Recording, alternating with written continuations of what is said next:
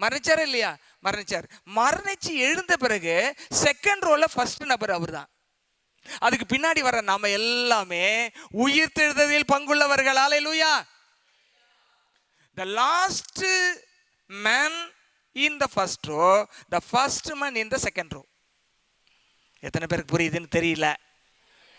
இப்ப நம்ம எந்த ரோல இருக்கோம்? யாருக்கு பின்னாடி இருக்கோம்? அவர் முதற் பலன் ஆனாரா? அவர் விசுவாசிக்க எல்லாரும் நாம என்ன பலன் ஆகி இருக்கிறோம்? அவரோடு கூட முதற் பலன் ஆயிட்டோம். ஆதாம் மூலமா உனக்கு டெத் வருது, ஆதாம் மூலமா கர்ஸ் வருது, ஆதாம் மூலமா சின் வருது. எப்படி உண்மையோ இவர் மூலமா நீதி வருது, இவர் மூலமா பரிசுத்தம் வருது, இவர் மூலமா நித்திய ஜீவன் வருதுன்றது உண்மை. இதுக்கு கிரியை செய்ய வேண்டியதில்லை, விசுவாசிக்கணும். ட்ரூத்தை விசுவாசிக்கணும், அப்புறம் கன்ஃபஸ் பண்ணணும். ரெண்டுமே ரொம்ப முக்கியம்.